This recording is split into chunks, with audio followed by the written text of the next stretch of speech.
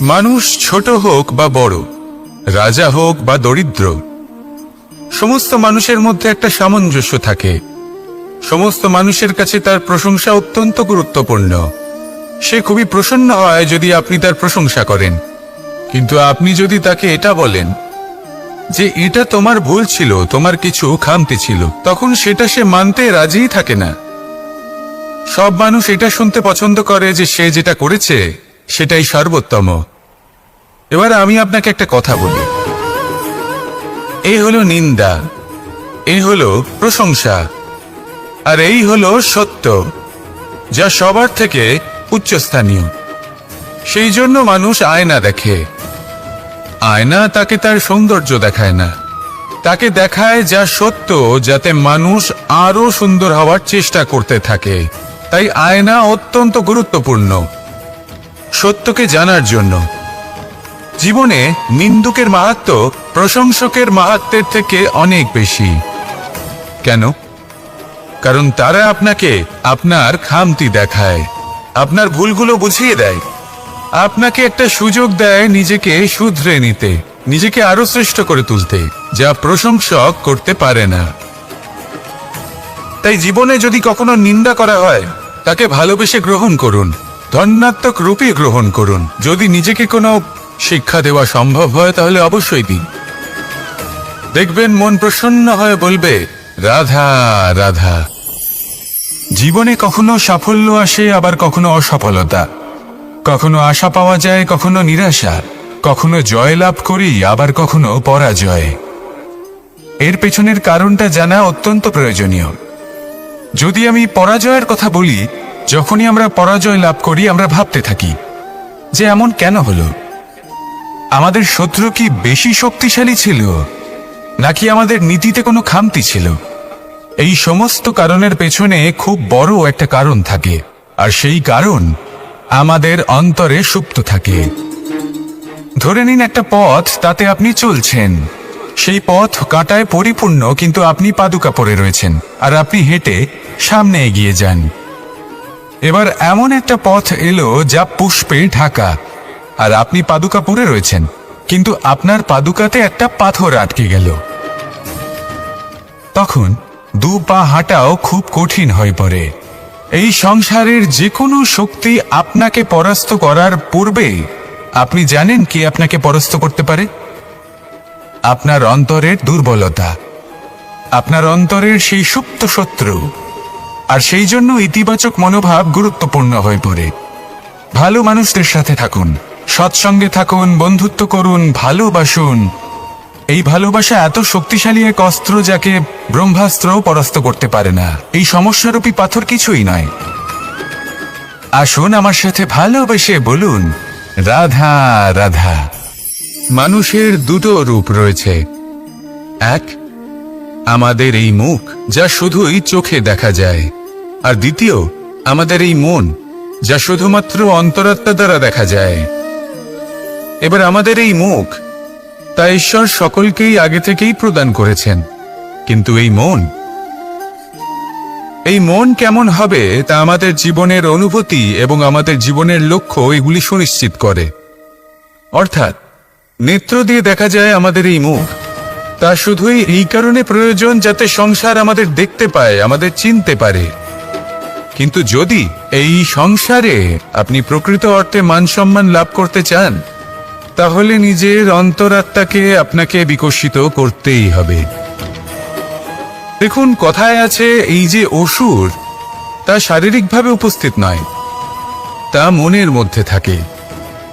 যদি এই মন থেকে অসুরকে বের করে দেওয়া যায়, তাহলে শরীরে তা উপস্থিত থাকবেই না।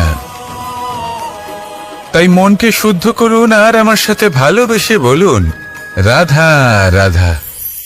মানুষ যখনই একে অপরের সামনে নিজেদের হৃদয়ের ভাবনা প্রকাশ করে, তখন এক অত্যন্ত প্রভাবশালী মাধ্যম তারা ব্যবহার করে, যাকে ভাষা বলা হয়। এবার আমি দেখেছি যে একজন মানুষ অনেকগুলো ভাষাতেই নিপুণ। আমি এটাও দেখেছি যে মানুষ অনেকগুলো ভাষায় কথা বলে, কখনো কখনো অনেক ভাষা মিলিত করে তার প্রয়োগ করে, উচিত প্রকারে তাকে ব্যবহার করে না, না সেটাকে সম্মান করে, আর না ভাষাকে শুদ্ধ রাখে। আর এটা হলো অনুচিত। যদি ভাষাকে শুদ্ধ রাখেন তাহলে ভাষা আপনার চরিত্রকে শুদ্ধ রাখবে, তা আপনার একাগ্রতা বাড়িয়ে তুলবে। এই প্রত্যেক ধ্বনিকে অনুভব করে যদি আপনি শব্দের উচ্চারণ করেন, ভাষাকে প্রয়োগ করেন, তাহলে আপনিও আনন্দ পাবেন, আর যিনি শুনছেন সেই ব্যক্তির কানেও মধুর শব্দ বাজবে। তাই মনে রাখবেন, যে ব্যক্তি ভাষার পবিত্রতাকে সম্মান করে তাকে সংসারও সম্মান করে। ভাষাকে শুদ্ধ এবং পবিত্র রাখুন, তাহলে ভাষা আপনার চরিত্রকেও শুদ্ধ এবং পবিত্র রাখবে। আর এই মন সুপ্রসন্ন হয়ে বলবে, রাধা রাধা। এ হলো রামায়ণের সময়কালের কথা। সেতু নির্মাণ করার কাজ চলছিল। সমস্ত বানর সেনা এই কাজে নিযুক্ত হয়েছিলেন। বড় বড় পাথর তুলে নিয়ে এই বানর সেনা সমুদ্রে ফেলছিলেন। এই কাজ চলছিল। এমন সময় ছোট্ট একটা কাঠবিড়ালি এলো। ছোট ছোট মাটির ডেলা হাতে নিয়ে সাগরের কাছে যাচ্ছিল আর বড় বড় পাথরের পাশে রেখে দিচ্ছিল, যথাসম্ভব সেখানে রেখে আসছিল। সারা দিন ধরে সে এই পরিশ্রম করেই যাচ্ছিল।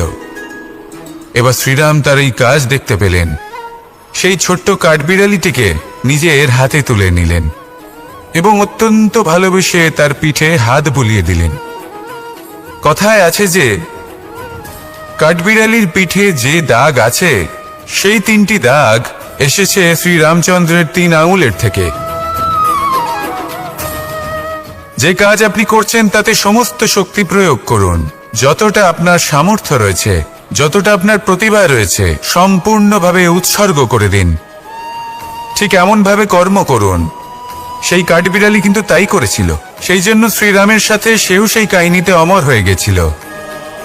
সম্পূর্ণ শক্তি প্রয়োগ করুন, সম্পূর্ণ সামর্থ্যের সাথে কর্ম করুন, কারণ এটাই হলো শ্রেষ্ঠ পথ কোনো কর্ম করার। আসুন আমার সাথে ভালোবেসে বলুন, রাধা রাধা। এই সংসারে যখন সাফল্যের পথে আপনি অগ্রসর হবেন, তখন আপনার পরিশ্রম, একাগ্রতা, সাহসের সাথে সাথে সমাজের মানসিকতাও সহ্য করতে হবে। প্রত্যেক ব্যক্তি কিছু না কিছু ভাবেন, কিছু না কিছু বলেন। কিছু মানুষ এমন আছেন যারা ভাববেন যে আপনি কিছুই করতে পারবেন না। তারা আপনার নিন্দা করবেন, আর এই নিন্দার কথা ভেবেই আমরা ভয়ভীত হয়ে পড়ি। সেই কারণে নিজেদের আশা, নিজেদের বিশ্বাস হারিয়ে ফেলি। এবার যদি সেই নিন্দার ভয়ে আমরা লক্ষ্যচ্যুত হই, তাহলে সেটা অনুচিত। সেই জন্য জীবনে শুধু পরিশ্রম করতে থাকুন, সামনে এগোতে থাকুন। যেই দিন আপনি আপনার লক্ষ্য লাভ করবেন, সেই প্রত্যেক ব্যক্তি যারা নিন্দা করছিলেন তাদের দৃষ্টি আপনা থেকেই পাল্টে যাবে, ঠিক কিনা? এই সংসারকে যা প্রাণ চায় তাই বলতে দিন। যদি আপনি কারোর কথা শুনতে চান, তাহলে নিজের অন্তরের কথা শুনুন। সেটাই আপনাকে উচিত পথে নিয়ে যাবে। সামনে অগ্রসর হতে থাকুন, পরিশ্রম করুন। এমন একটা দিন আসবে যেদিন এই নিন্দুক ব্যক্তিরা আপনার লক্ষ্য প্রাপ্তির উদাহরণ সবাইকে দেবে। আসুন আমার সাথে ভালোবেসে বলুন, রাধা রাধা। মানুষ সুখী জীবনযাপনের প্রতি এতটাই অভ্যস্ত হয়ে পড়ে যে একটা ছোট্ট সমস্যা এলেই সে সবার থেকে সাহায্য চাইতে শুরু করে দেয়। সে সাহায্য লাভও করে এবং সেই সংকট থেকে সে বেরিয়েও আসে। কিন্তু এই সাহায্য কিছু মুহূর্তের, আর কিছু মুহূর্তের হলো এই দুঃখ। এই 2 মুহূর্তের সাহায্যের জন্য আজীবন আপনি তার কাছে ঋণী হয়ে থাকেন। আর মানবিকতার খাতিরে আপনার মনে কৃতজ্ঞতা জেগে ওঠে। আর সেই কৃতজ্ঞতা বোধ হলো যে আপনি কখনো সেই ব্যক্তিকে ছাপিয়ে যেতেই পারবেন না। সেই জন্য জীবনে সবসময় চেষ্টা করবেন নিজেকে প্রস্তুত রাখতে। সেই সব সমস্যার জন্য, সেই সব বাধার জন্য যেগুলো আপনার জীবনে আসতে পারে। ততক্ষণ সাহায্য চাইবেন না যতক্ষণ না অন্য কোনো পথ না থাকছে। সাহায্য চাওয়া অনুচিত নয়, কিন্তু সাহায্য চাইলে এবং সাহায্য পেলে আপনি আজীবন কৃতজ্ঞ এবং ঋণী হয়ে থাকবেন। আর তারপর একদিন আপনি পরিবর্তন দেখতে পাবেন। যে কিভাবে আপনি ছোট ছোট সমস্যার জন্য সাহায্য না চেয়ে বড় বড় সমস্যার সম্মুখীন হতে প্রস্তুত হয়ে গেছেন। এটাই হলো সংসারের নীতি। এটাই পালন করুন আর আমার সাথে ভালোবেসে বলুন, রাধা রাধা। এমন অনেক মানুষ আছেন যারা আমাকে ভগবানের পরিভাষা জানতে চান, যে ভগবান আসলে কি, তিনি কেমন। এবার দেখুন, ভগবান হোক বা আপনার স্বপ্ন হোক বা আপনার লক্ষ্য হোক না কেন, সেই লক্ষ্য তখনই পূর্ণ হয়, তখনই তাকে লাভ করা সম্ভব যখন আপনার দৃষ্টিভঙ্গি মঙ্গলময় হয়, যখন আপনি নিজে মনে করবেন যে আমি যেটা পেতে চাইছি তা শুভ। উদাহরণস্বরূপ, কোনো পাখিকে দেখুন, সে গাছের ডালে বসে এবং সেখানেই বিশ্রাম করে, কিন্তু পড়ে না। কেন? কারণ ওর বিশ্বাস যে যে শাখার উপরে ও বসে আছে সেটাই হলো ওর বাসস্থান। যদি আপনি বিশ্বাস করেন তাহলে আপনি পাথরের মধ্যেও ভগবান দর্শন করতে পারবেন। আর যদি বিশ্বাস না থাকে, তাহলে যদি ভগবান সামনে দাঁড়িয়েও থাকে তবেও আপনার বিশ্বাস হবে না। তাই বিশ্বাস করতে শিখুন।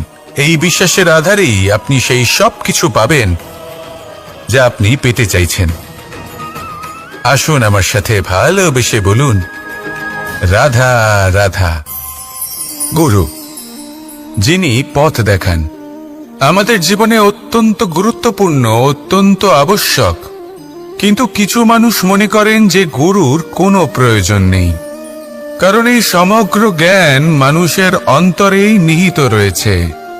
এবার প্রশ্ন এটাই, যদি সমস্ত জ্ঞান মানুষের অন্তরে নিহিত থাকে তাহলে গুরুর কি প্রয়োজন?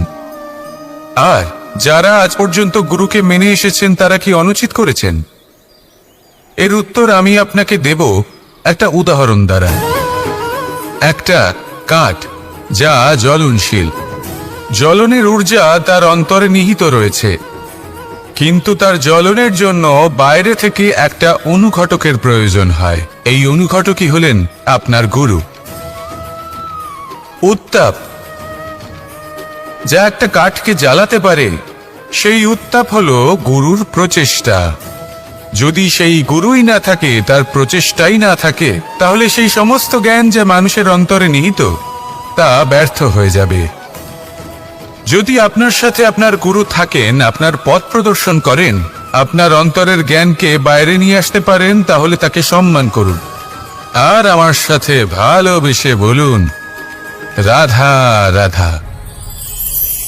असतो मा सद्गमय, तमसो मा ज्योतिर्गमय, মৃত্যুর্মা মৃতঙ্গময়। জ্ঞান সেটাই যা অসত্য থেকে সত্যের পথে চালিত করে। প্রকাশ সেটাই যা অন্ধকার থেকে আলোর পথে নিয়ে আসে। জীবন সেটাই যা মৃত্যু থেকে অমরত্বের পথে নিয়ে যায়। এবার এই তিনটে, জ্ঞান, জীবন এবং প্রকাশ, একই রকম। শূন্য থেকে এর উৎপত্তি হয় এবং আস্তে আস্তে আপনার জীবনে বিস্তার লাভ করে। এবার আমরা এটাই ভাবি যে কেমন করে এই তিনটিকে আগলে রাখা যায়। এর উত্তর হলো, এদের আগলে রাখার প্রয়োজনই নেই, ভাগ করে দিতে হবে। কোনো বৃক্ষকেই দেখে নিন, একটি বৃক্ষ অনেক বছর ধরে বেঁচে থাকে। কেন? কারণ সে ভাগ করে দিতে জানে। সে নিজের বীজ ছড়িয়ে দেয়, এই ধরিত্রীতে দেয়, সেই বীজ যা অঙ্কুরিত হয়ে এক নতুন বৃক্ষকে জন্ম দেয়। শুধু ছড়িয়ে দিয়ে একটি বৃক্ষ জীবন দান করতে পারে। যদি কোনো ব্যক্তি জ্ঞান ছড়াতে শিখে যান, যদি প্রকাশ, আলোর কিরণ ছড়িয়ে দিতে শিখে যায়, কোনো ব্যক্তি তার জীবনের সুখ ছড়িয়ে দিতে শিখে যান, তাহলে তিনি মৃত্যুর পরও মৃত হন না। এই ভাগ করে দেওয়ার সুখটাই কিছুটা আলাদা। এই সুখ অনুভব করুন আর আমার সাথে ভালোবেসে বলুন, রাধা রাধা। আপনি কখনো কোনো সরোবরের দিকে তাকান, যার জল হলো শান্ত, স্থির। আপনি স্পষ্ট দেখতে পাবেন সেই সরোবরের তলদেশে কি রয়েছে। তাতে সাঁতরে বেড়াচ্ছে সুন্দর মাছ, চকচকে কিছু পাথর, স্বর্ণরূপী বালি, সবই আপনি দেখতে পাবেন। কিন্তু যখনই আপনি একটা ছোট্ট পাথর তুলে সেই জলে ছুঁড়ে ফেলবেন, তখন সেই জল বিচলিত হবে। আর সেই স্পষ্টতা ন্যূনতম হয়ে যাবে। তারপর কিছুই স্পষ্টভাবে দেখা যাবে না। এই ঘটনা মানুষের সাথেও ঘটে। মানুষ যদি বিচলিত হয়ে পড়ে, তখন সে বুঝতে পারে না যে বর্তমানে কি হয়ে চলেছে আর ভবিষ্যতে কি করা উচিত। কিন্তু সেই মানুষ যদি শান্ত থাকেন, স্থির থাকেন, ধন্যাত্মক থাকেন, তাহলে নিশ্চিত রূপেই বুঝতে পারবেন যে বর্তমানে কি করতে হবে আর ভবিষ্যতে কি করতে হবে। তাই নিজের মধ্যে সেই স্থিরতা আনুন, সেই ধৈর্য ধরুন, নিজেকে শান্ত রাখুন আর সবার মধ্যে ভালোবাসা ছড়িয়ে দিন। এই মন প্রসন্ন হয়ে বলবে, রাধা রাধা। সম্পর্ক এ হলো এক বন্ধন যা আমাদের এক সূত্রে বেঁধে রাখে। কিন্তু এমন কিছু ব্যক্তি থাকেন যারা এই সম্পর্কের বিষয়ে নিজস্ব একটা ধারণা করে ফেলেন যে সম্পর্ক এরকম হওয়া উচিত, সম্পর্ক সেরকম হওয়া উচিত। আমি এই সম্পর্কের জন্য কত কিছু করেছি এই ব্যাখ্যা করতে থাকেন আর তার বদলে অনেক কিছু প্রত্যাশাও করেন। কিন্তু সত্য হলো এটাই যে সব সম্পর্ক একরকমের হয় না, কিন্তু প্রত্যেক সম্পর্কের একটা বিশেষত্ব থাকে। যেমন চোখ আর নাকের এই সম্পর্ককেই দেখুন। চোখের সব থেকে কাছে কে আছে? নাক আছে। কিন্তু এই চোখ দিয়ে এই নাককে আমরা দেখতেই পাই না। তবে কি ধরে নেব এই সম্পর্কের কোনো মূল্য নেই? এমনও নয়। ঠিক এইভাবেই যদি কোনো ব্যক্তি তার আবেগ আপনার কাছে ব্যক্ত করতে না পারে বা প্রকট করতে না পারেন বা আপনাকে বোঝাতে না পারে, তাহলে তার মানে এটা নয় যে তার সাথে আপনার সম্পর্কের তিক্ততা রয়েছে। এমনটা কখনোই নয়।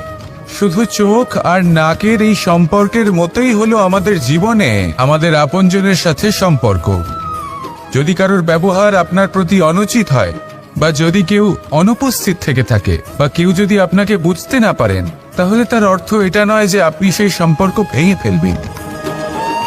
বুঝুন, আপনার জীবনে তার গুরুত্ব কোথায় আর তার জীবনে আপনার। সম্পর্ক গড়ে তুলুন, তাকে পালন করতে শিখুন, একসাথে মিলে চলুন। এই মন সুপ্রসন্ন হয়ে বলবে, রাধা রাধা। এই সমগ্র সংসারের সব থেকে গুরুত্বপূর্ণ ব্যক্তি কে? স্বয়ং আপনি। নিজের জন্য তো বটেই, তাই না? কারণ যখন আপনি জন্মগ্রহণ করেন, নিজের চোখ খোলেন, এই সংসারে আসেন, তখনই তো এই সংসারকে আপনি দেখতে পান, অনুভব করতে পারেন। এখানকার আবেগ, এখানকার মানুষজন তখন থেকেই অনুভব করেন। যদি আপনি না থাকেন, তাহলে এই সংসারের অস্তিত্ব আপনার কাছে শূন্যের সমান, তাই না? আপনি না থাকলে এই সংসারও আপনার কাছে নেই। এবার সবাই বলবেন যে এ তো সত্যি কথা। সেই অনুযায়ী তো আমার স্বার্থপর হওয়া উচিত, অহংকারী হওয়া উচিত, কারণ আমার কাছে আমিই তো সবকিছু। দৃষ্টিভঙ্গি পাল্টে দেখুন। আপনার কাছে সব থেকে বেশি গুরুত্বপূর্ণ ব্যক্তি কে? আপনি নিজেই। সেই মানুষটি কেমন হওয়া উচিত একটু ভেবে দেখুন। সবসময় সকলকে সাহায্য করুন, একসাথে মিলে পরিশ্রম করুন, সাহায্য করুন অন্যদেরকে। এটা অতি আবশ্যক। এবং তার থেকেও বেশি গুরুত্বপূর্ণ হলো এটাই যে আপনার মনে যেন কখনো এই বিষয়ে ভয় না থাকে যে আমি আমার প্রিয়জনদের, আমার কাছের মানুষগুলিকে হারিয়ে ফেলব। এই ভয় কখনোই মনের মধ্যে থাকা উচিত নয়। যদি ভয় থাকে তাহলে থাকুক এই বিষয়ে যে সকল মানুষ আমার জীবন থেকে, আমার থেকে দূরে চলে যাচ্ছেন, তাদের বাধা দিতে দিতে আমি যেন নিজেকেই না হারিয়ে ফেলি, নিজের অস্তিত্বকেই না হারিয়ে ফেলি, নিজের ব্যক্তিত্বকে, নিজের বিচারধারাকে, নিজের করুণার শক্তি না হারাই। তাহলে এই ভয় ত্যাগ করুন আর আমার সাথে ভালোবেসে বলুন, রাধা রাধা। এই ফল কি তা বলার কোনো প্রয়োজন নেই। এই ফল কতটা সুস্বাদু সেটাও বলার কোনো প্রয়োজন নেই। ধরুন এমন কোনো মানুষ আসলেন যিনি জানেন না এটা কোন ফল। তিনি এটা দেখে ভাববেন এ তো কাঁটার একটা গুচ্ছ মনে হচ্ছে, নিয়ে ফেলে দেবেন। সেখানে দ্বিতীয় কোনো ব্যক্তি যিনি বুঝদার, তিনি দেখবেন, ভাববেন যে প্রকৃতি এর গায়ে এত কাঁটা কেন দিয়েছে? অবশ্যই সুরক্ষার জন্য দিয়েছে, অর্থাৎ ভিতরে অবশ্যই অমূল্য কিছু রয়েছে। সেই ধরনের ব্যক্তি এই ফলের অন্তরে প্রবেশ করেন এবং এই ফলের আনন্দ উপভোগ করেন। এরকমই কিছুটা আমাদের সংসারেও আমরা দেখতে পাই। প্রত্যেক দিন আমরা নতুন নতুন মানুষের সাথে পরিচিত হই। এমন কিছু ব্যক্তি থাকেন যাদের সাথে প্রথম আলাপের পর আমাদের এটা মনে হয় যে এই ব্যক্তিকে দেখে একটু রাগী ব্যক্তি মনে হচ্ছে, বড়ই অহংকারী বোধ হচ্ছে, উদ্ধত মনে হচ্ছে। বেশিরভাগ মানুষ প্রথম আলাপের পরে তাদের সাথে দূরত্ব বজায় রাখবেন, কিন্তু যিনি বুঝদার ব্যক্তি তিনি ভাববেন যে এই ব্যক্তি এমন কেন করছেন। হয়তো সুরক্ষার খাতিরে এই ব্যক্তি নিজেকে এরকম করে তুলেছেন যাতে অন্য কোনো ব্যক্তি এসে ওনার সময় নষ্ট না করেন, ওনার আবেগের সাথে ছলনা না করেন, খেলা না করেন। হয়তো অতীতে এমন কোনো ঘটনা ঘটেছে যার জন্য এই ব্যক্তি কিছুটা এরকম হয়ে গেছেন। এমনই একজন ব্যক্তি সেই ব্যক্তির মনের গভীর পর্যন্ত পৌঁছতে পারেন আর সেখান থেকে শুভ গুণগুলিকে বাইরে বের করে আনতে পারেন। এরকমই ব্যক্তি হয়ে উঠুন, এমন বুঝদার ব্যক্তি হয়ে উঠুন যিনি সামনের ব্যক্তির খারাপ গুণগুলিকে অবহেলা করে হৃদয়ের অন্তঃস্থল থেকে শুভ গুণগুলিকে প্রকাশিত করে এবং সেই ব্যক্তিকে দেখাতে পারে। এমন ব্যক্তি হয়ে উঠুন যিনি নিজের জীবনকেও সফল করে তোলেন এবং অন্যের জীবনকেও। আসুন আমার সাথে ভালোবেসে বলুন, রাধা রাধা। আমি জীবনে অনেক ভালো মানুষের সংস্পর্শে এসেছি। এমন ব্যক্তি যিনি আজীবন জ্ঞান লাভ করে থাকেন, পড়তেই থাকেন, পড়তেই থাকেন, জ্ঞান অর্জন করতেই থাকেন, অত্যাধিক জ্ঞান অর্জন করতে থাকেন। কিন্তু এইটুকুই কি যথেষ্ট? ধরে নিন কোনো ব্যক্তি শিল্পকলার বিষয়ে অনেক বই পড়ে ফেলেছেন,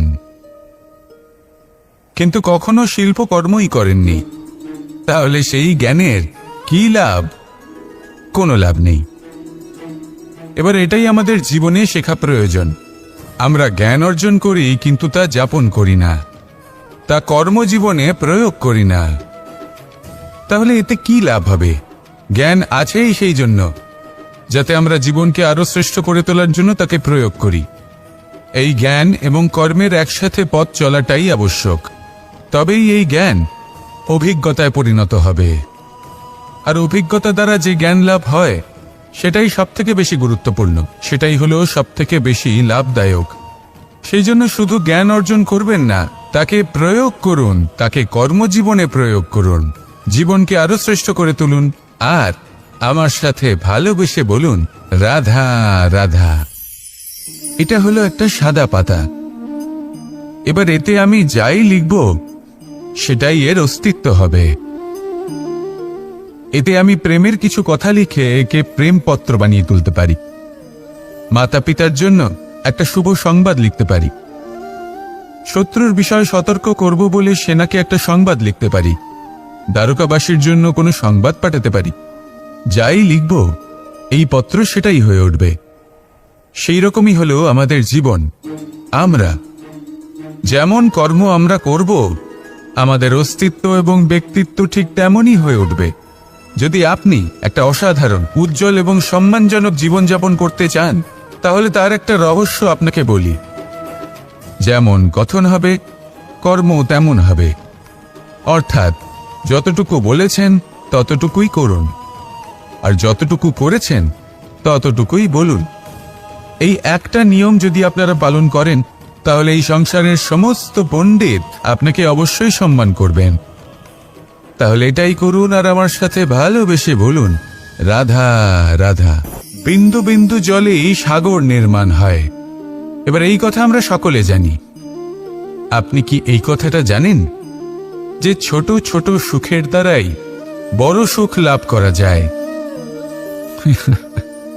একজন বাবাকে দেখুন, সন্তানের জন্ম থেকে তার যুবক হওয়া পর্যন্ত তার সাথে ছোট ছোট সুখ যাপন করেন। এই ছোট ছোট সুখগুলি তাদের প্রেমের সম্পর্কে গভীরতা নিয়ে আসে এবং প্রেমের এই গভীরতা তাদের জীবনে বড় সুখ নিয়ে আসে। এটা ঠিক সেই রকম যেরকম বিশাল এক সমুদ্রে, গভীর এক সমুদ্রে অমূল্য রত্ন খুঁজে পাওয়া যায়। এটাও ঠিক সেরকমই।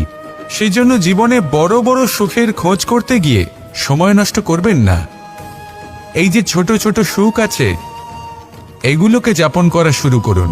এগুলোর আনন্দ লাভ করুন, এগুলোরই উৎসব পালন করুন। প্রেমের গভীরতা বুঝুন আর এই গভীর প্রেমে মন নিমজ্জিত করুন। তারপরে দেখুন এই মন আর এই জীবন সুপ্রসন্ন হয়ে বলবে, রাধা রাধা। মানুষের জন্ম কখনো তার ভবিষ্যৎ নির্ধারণ করতে পারে না। হ্যাঁ, ওর জীবনযাত্রা অবশ্যই সুখময় হতে পারে, নির্ভর করে যে ও কোন পরিবারে জন্ম নিচ্ছে, তার পরিবার পরিজন কে হন, তার মাতা পিতা কে হন, তাকে কেমন শিক্ষা দেওয়া হয়েছে, কেমন ভাবে পালন করা হচ্ছে। সে কিন্তু কুপাত্রও হতে পারে, আবার সুপাত্রও হতে পারে। কিন্তু সে চলে যাওয়ার পর এই সংসার তাকে মনে রাখবে নাকি না? আর যদি মনেও রাখে তাহলে কিভাবে মনে রাখবে সেটা নির্ভর করছে তার কর্ম এবং তার নির্বাচনের উপর। ঠিক যেমন বর্ষার এই জলের ফোঁটা যখন মেঘ থেকে ঝরে পড়ে, তখন তার এই নির্বাচন হলো গুরুত্বপূর্ণ, কারণ তার নির্বাচন তার উপর নির্ভর করছে তার ভবিষ্যৎ কেমন হবে। ঝিনুকের মুখে পড়লে মুক্ত হয়ে ওঠে, সাপের মুখে পড়লে বিষ, আর যদি কোনো পাতায় পড়ে তাহলে শিশিরে পরিণত হয়। তাহলে কর্ম এবং নির্বাচন দুটি জীবনে গুরুত্বপূর্ণ। এদের বিষয় বিশেষ যত্ন নেবেন এবং আমার সাথে ভালোবেসে বলবেন, রাধা রাধা। আমাদের সকলের কাছে বৃক্ষ অত্যন্ত প্রিয়। আমরা সর্বদাই চাই এই বৃক্ষ যেন সবুজ থাকে, ফুলে ফলে ভরে থাকে, আমাদের ছায়া প্রদান করে, তা যেন সুস্থ থাকে, আমাদের ফল প্রদান করে। আর সেই জন্য আমরা প্রতিদিন সেই বৃক্ষকে জল প্রদান করি। কিন্তু কখনো ভেবে দেখেছেন যে জল তো আমরা বৃক্ষের গোড়ায় দিই, তারপরেও এই জল সেই বৃক্ষের প্রত্যেকটি পাতায় ঠিক পৌঁছে যায়? এটা কিভাবে সম্ভব? কিছুটা এরকমই হলো আমাদের কর্ম। যদি এই পৃথিবীতে থেকে শুদ্ধ মনে সৎকর্ম করেন, এই কর্ম সোজা ঈশ্বরের কাছে গিয়ে পৌঁছয়। যদি শ্রদ্ধা ভাব নিয়ে সমর্পিত হয়ে শুদ্ধ চিত্তে আপনি কাউকে সেবা করেন, তা সে মাতা পিতাই হোক, পরিবার হোক, গুরু হোক, পশুপক্ষী হোক বা সমাজ হোক, তাহলে সেটা সোজা ঈশ্বরের চরণে সমর্পিত হয়। সবসময় শুদ্ধ চিত্তে সমর্পিত হয়ে এবং মনে শ্রদ্ধা ভাব নিয়ে কর্ম করুন। ঈশ্বর নিজে থেকেই এর ফল আপনাকে প্রদান করবেন। আসুন আমার সাথে ভালোবেসে বলুন, রাধা রাধা। ইচ্ছে এবং চেষ্টা এই দুই মানুষের মধ্যে আছে, কিন্তু এই দুইয়ের মধ্যে সামঞ্জস্য থাকা খুব প্রয়োজন। আপনার যা ইচ্ছে সেটা পূর্ণ করার জন্য চেষ্টার প্রয়োজন তো অবশ্যই। আপনি যে স্বপ্ন দেখেন সেটা পূর্ণ করার জন্য নিদ্রা ত্যাগ করে চেষ্টা করা অত্যন্ত প্রয়োজনীয়, নয়তো এই স্বপ্ন কখনোই পূর্ণ হবে না। যদি আপনি কোনো প্রশ্নের উত্তর চান তাহলেও আপনাকে চেষ্টা করতেই হবে। জীবনে যদি সামনে এগোতে হয় তাহলে পাকে কষ্ট দিয়ে সামনে এগোতে হবে, চেষ্টা অবশ্যই করতে হবে। যদি আপনি চেষ্টা না করেন, পরিশ্রম না করেন, তাহলে এই সংসার আপনাকে পেছনে ফেলে সামনে এগিয়ে যাবে। নিজের ইচ্ছেগুলিকে মন থেকে বাস্তবে আনুন আর চেষ্টার দ্বারা তাকে সার্থক করুন। এই মন প্রসন্ন হয়ে বলবে, রাধা রাধা। মানুষ ছোট হোক বা বড়, রাজা হোক বা দরিদ্র, সমস্ত মানুষের মধ্যে একটা সামঞ্জস্য থাকে। সমস্ত মানুষের কাছে তার প্রশংসা অত্যন্ত গুরুত্বপূর্ণ। সে খুবই প্রসন্ন হয় যদি আপনি তার প্রশংসা করেন, কিন্তু আপনি যদি তাকে এটা বলেন যে এটা তোমার ভুল ছিল, তোমার কিছু খামতি ছিল, তখন সেটা সে মানতে রাজিই থাকে না। সব মানুষ এটা শুনতে পছন্দ করে যে সে যেটা করেছে সেটাই সর্বোত্তম। এবার আমি আপনাকে একটা কথা বলি, এই হলো নিন্দা, এই হলো প্রশংসা, আর এই হলো সত্য, যা সবার থেকে উচ্চস্থানীয়। সেই জন্য মানুষ আয়না দেখে। আয়না তাকে তার সৌন্দর্য দেখায় না, তাকে দেখায় যা সত্য, যাতে মানুষ আরো সুন্দর হওয়ার চেষ্টা করতে থাকে। তাই আয়না অত্যন্ত গুরুত্বপূর্ণ সত্যকে জানার জন্য। জীবনে নিন্দুকের মাহাত্ম্য প্রশংসকের মাহাত্ম্যের থেকে অনেক বেশি। কেন? কারণ তারা আপনাকে আপনার খামতি দেখায়, আপনার ভুলগুলো বুঝিয়ে দেয়, আপনাকে একটা সুযোগ দেয় নিজেকে শুধরে নিতে, নিজেকে আরো শ্রেষ্ঠ করে তুলতে, যা প্রশংসক করতে পারে না। তাই জীবনে যদি কখনো নিন্দা করা হয় তাকে ভালোবেসে গ্রহণ করুন, ধন্যাত্মক রূপে গ্রহণ করুন। যদি নিজেকে কোনো শিক্ষা দেওয়া সম্ভব হয় তাহলে অবশ্যই দিন। দেখবেন মন প্রসন্ন হয়ে বলবে, রাধা রাধা। জীবনে কখনো সাফল্য আসে, আবার কখনো অসফলতা, কখনো আশা পাওয়া যায়, কখনো নিরাশা, কখনো জয় লাভ করি, আবার কখনো পরাজয়। এর পেছনের কারণটা জানা অত্যন্ত প্রয়োজনীয়। যদি আমি পরাজয়ের কথা বলি, যখনই আমরা পরাজয় লাভ করি আমরা ভাবতে থাকি যে এমন কেন হলো? আমাদের শত্রু কি বেশি শক্তিশালী ছিল, নাকি আমাদের নীতিতে কোনো খামতি ছিল? এই সমস্ত কারণের পেছনে খুব বড় একটা কারণ থাকে, আর সেই কারণ আমাদের অন্তরে সুপ্ত থাকে। ধরে নিন একটা পথ, তাতে আপনি চলছেন, সেই পথ কাঁটায় পরিপূর্ণ, কিন্তু আপনি পাদুকা পরে রয়েছেন আর আপনি হেঁটে সামনে এগিয়ে যান। এবার এমন একটা পথ এলো যা পুষ্পে ঢাকা, আর আপনি পাদুকা পরে রয়েছেন, কিন্তু আপনার পাদুকাতে একটা পাথর আটকে গেল। তখন দু পা হাঁটাও খুব কঠিন হয়ে পড়ে। এই সংসারের যে কোনো শক্তি আপনাকে পরাস্ত করার পূর্বে আপনি জানেন কি আপনাকে পরাস্ত করতে পারে? আপনার অন্তরের দুর্বলতা, আপনার অন্তরের সেই সুপ্ত শত্রু।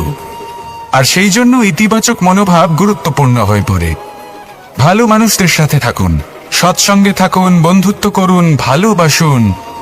এই ভালোবাসা এত শক্তিশালী এক অস্ত্র যাকে ব্রহ্মাস্ত্রও পরাস্ত করতে পারে না। এই সমস্যারূপী পাথর কিছুই নয়। আসুন আমার সাথে ভালোবেসে বলুন, রাধা রাধা। মানুষের দুটো রূপ রয়েছে। এক, আমাদের এই মুখ যা শুধুই চোখে দেখা যায়, আর দ্বিতীয় আমাদের এই মন যা শুধুমাত্র অন্তরাত্মা দ্বারা দেখা যায়। এবার আমাদের এই মুখ তা ঈশ্বর সকলকেই আগে থেকেই প্রদান করেছেন, কিন্তু এই মন কেমন হবে তা আমাদের জীবনের অনুভূতি এবং আমাদের জীবনের লক্ষ্য এগুলি সুনিশ্চিত করে। অর্থাৎ নেত্র দিয়ে দেখা যায় আমাদের এই মুখ, তা শুধুই এই কারণে প্রয়োজন যাতে সংসার আমাদের দেখতে পায়, আমাদের চিনতে পারে। কিন্তু যদি এই সংসারে আপনি প্রকৃত অর্থে মান সম্মান লাভ করতে চান, তাহলে নিজের অন্তরাত্মাকে আপনাকে বিকশিত করতেই হবে। দেখুন, কথায় আছে এই যে অসুর, তা শারীরিকভাবে উপস্থিত নয়, তা মনের মধ্যে থাকে। যদি এই মন থেকে অসুরকে বের করে দেওয়া যায়, তাহলে শরীরে তা উপস্থিত থাকবেই না। তাই মনকে শুদ্ধ করুন আর আমার সাথে ভালোবেসে বলুন, রাধা রাধা। মানুষ যখনই একে অপরের সামনে নিজেদের হৃদয়ের ভাবনা প্রকাশ করে, তখন এক অত্যন্ত প্রভাবশালী মাধ্যম তারা ব্যবহার করে, যাকে ভাষা বলা হয়। এবার আমি দেখেছি যে একজন মানুষ অনেকগুলো ভাষাতেই নিপুণ।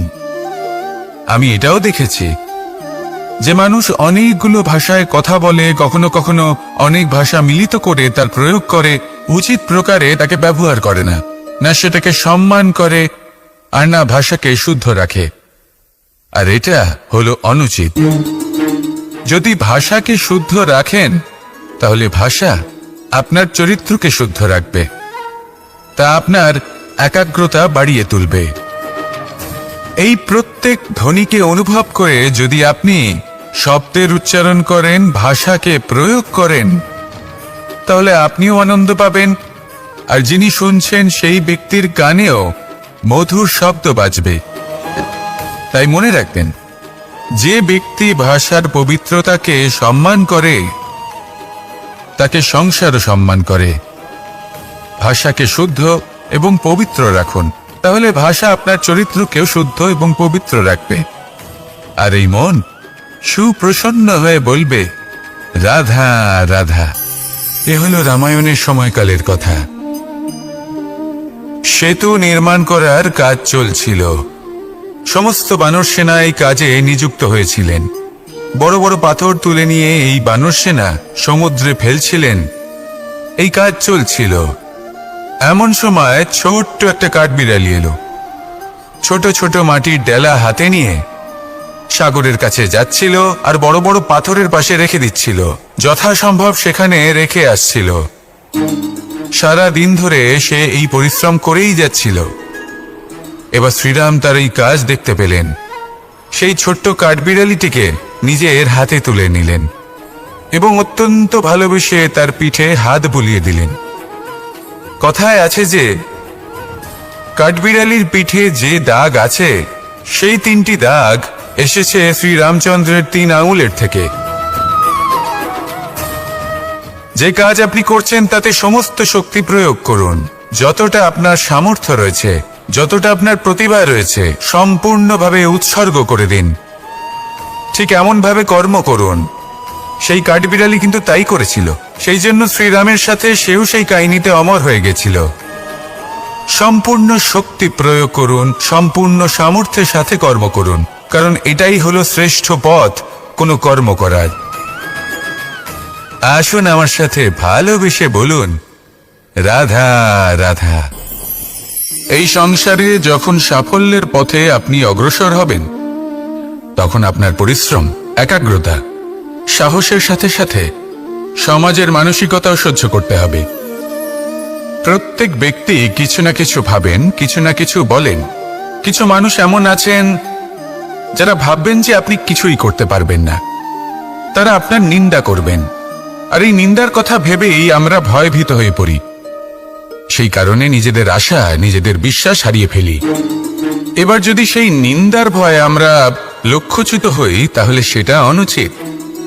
সেই জন্য জীবনে শুধু পরিশ্রম করতে থাকুন, সামনে এগোতে থাকুন। যেই দিন আপনি আপনার লক্ষ্য লাভ করবেন, সেই প্রত্যেক ব্যক্তি যারা নিন্দা করছিলেন তাদের দৃষ্টি আপনা থেকেই পাল্টে যাবে, ঠিক কিনা? এই সংসারকে যা প্রাণ চায় তাই বলতে দিন। যদি আপনি কারোর কথা শুনতে চান, তাহলে নিজের অন্তরের কথা শুনুন। সেটাই আপনাকে উচিত পথে নিয়ে যাবে। সামনে অগ্রসর হতে থাকুন, পরিশ্রম করুন। এমন একটা দিন আসবে যেদিন এই নিন্দুক ব্যক্তিরা আপনার লক্ষ্য প্রাপ্তির উদাহরণ সবাইকে দেবে। আসুন আমার সাথে ভালোবেসে বলুন, রাধা রাধা। মানুষ সুখী জীবনযাপনের প্রতি এতটাই অভ্যস্ত হয়ে পড়ে যে একটা ছোট্ট সমস্যা এলেই সে সবার থেকে সাহায্য চাইতে শুরু করে দেয়। সে সাহায্য লাভও করে এবং সেই সংকট থেকে সে বেরিয়েও আসে। কিন্তু এই সাহায্য কিছু মুহূর্তের, আর কিছু মুহূর্তের হলো এই দুঃখ। এই 2 মুহূর্তের সাহায্যের জন্য আজীবন আপনি তার কাছে ঋণী হয়ে থাকেন। আর মানবিকতার খাতিরে আপনার মনে কৃতজ্ঞতা জেগে ওঠে। আর সেই কৃতজ্ঞতা বোধ হলো যে আপনি কখনো সেই ব্যক্তিকে ছাপিয়ে যেতেই পারবেন না। সেই জন্য জীবনে সব সময় চেষ্টা করবেন নিজেকে প্রস্তুত রাখতে সেই সব সমস্যার জন্য, সেই সব বাধার জন্য যেগুলো আপনার জীবনে আসতে পারে। ততক্ষণ সাহায্য চাইবেন না যতক্ষণ না অন্য কোনো পথ না থাকছে। সাহায্য চাওয়া অনুচিত নয়, কিন্তু সাহায্য চাইলে এবং সাহায্য পেলে আপনি আজীবন কৃতজ্ঞ এবং ঋণী হয়ে থাকবেন। আর তারপর একদিন আপনি পরিবর্তন দেখতে পাবেন যে কিভাবে আপনি ছোট ছোট সমস্যার জন্য সাহায্য না চেয়ে বড় বড় সমস্যার সম্মুখীন হতে প্রস্তুত হয়ে গেছেন। এটাই হলো সংসারের নীতি। এটাই পালন করুন আর আমার সাথে ভালোবেসে বলুন, রাধা রাধা। এমন অনেক মানুষ আছেন যারা আমাকে ভগবানের পরিভাষা জানতে চান, যে ভগবান আসলে কি, তিনি কেমন। এবার দেখুন, ভগবান হোক বা আপনার স্বপ্ন হোক বা আপনার লক্ষ্য হোক না কেন, সেই লক্ষ্য তখনই পূর্ণ হয়, তখনই তাকে লাভ করা সম্ভব যখন আপনার দৃষ্টিভঙ্গি মঙ্গলময় হয়। যখন আপনি নিজে মনে করবেন যে আমি যেটা পেতে চাইছি তা শুভ। উদাহরণস্বরূপ, কোনো পাখিকে দেখুন, সে গাছের ডালে বসে এবং সেখানেই বিশ্রাম করে, কিন্তু পড়ে না। কেন? কারণ ওর বিশ্বাস যে যে শাখার উপরে ও বসে আছে সেটাই হলো ওর বাসস্থান। যদি আপনি বিশ্বাস করেন তাহলে আপনি পাথরের মধ্যেও ভগবান দর্শন করতে পারবেন। আর যদি বিশ্বাস না থাকে, তাহলে যদি ভগবান সামনে দাঁড়িয়েও থাকে তবেও আপনার বিশ্বাস হবে না। তাই বিশ্বাস করতে শিখুন। এই বিশ্বাসের আধারেই আপনি সেই সব কিছু পাবেন যা আপনি পেতে চাইছেন। আসুন আমার সাথে ভালোবেসে বলুন, রাধা রাধা।